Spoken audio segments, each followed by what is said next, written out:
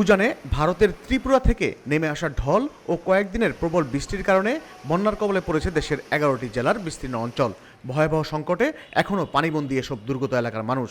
এদিকে উত্তর পূর্বাঞ্চলের বন্যার পানি কোথাও কোথাও কমলেও দুর্ভোগ কমেনি সাধারণ মানুষের। তারা বিপদে পড়ছে, আজকে তারা পড়ছে, কালকে আমরা বিপদে পড়বো। আল্লাহ কখন কার বিপদ দিয়ে দেবে এটা কোয়া যায় না। তো আমাদের এখন করণীয় হচ্ছে আমরা সবাই যে যেভাবে পারি তাদের পাশে যে দাঁড়াই। ভাই, কেউ টাকা দিয়ে না পারলে আমরা ওইখানে যে একটু সময় দিই, যারা সময় দিতে পারছি না তারা কিছু দিয়ে আমরা হেল্প করি। কেউ কাপড় চোপড় দিতেছে, কেউ বস্ত্র দিতেছে, কেউ খাদ্য দিতেছে, কোনো না কোনো কিছু দিয়ে আমরা তাদেরকে হেল্প করি। কারণ তারা আমাদের দেশেরই মানুষ, আমাদেরই ভাই, আমাদেরই বোন, আমাদেরই সবকিছু, আমাদেরই। বন্যা দুর্গতদের সাহায্যার্থে এগিয়ে এসেছে সারা দেশের মানুষ। অসহায় বন্যার্তদের সহযোগিতায় রাজধানী সহ দেশের বিভিন্ন প্রান্ত থেকে বিভিন্ন ত্রাণ সামগ্রী বন্যা দুর্গতদের মাঝে বিতরণ করছেন। দেশের উত্তর পূর্বাঞ্চলের ভয়াবহ বন্যায় আক্রান্তদের সহযোগিতার জন্য রাজধানী সহ দেশের বিভিন্ন বয়স ও শ্রেণী পেশার মানুষ এগিয়ে এসেছেন।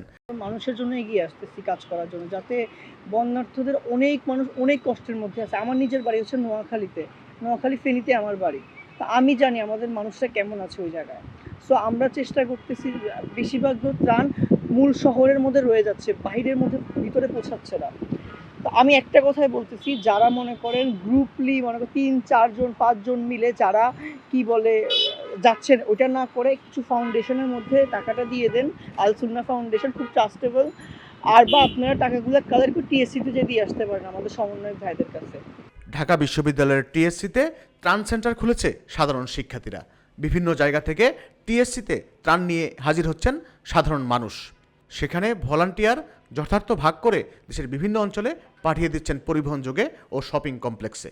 এছাড়া বিশেষ করে রাজধানীর বিভিন্ন মোড়ে মোড়ে ত্রাণকর্মীরা বানভাসীদের জন্য পথচারী ও যানবাহন চলাচলকারীর সাধারণ মানুষের কাছ থেকে নগদ অর্থ সংগ্রহ করছেন।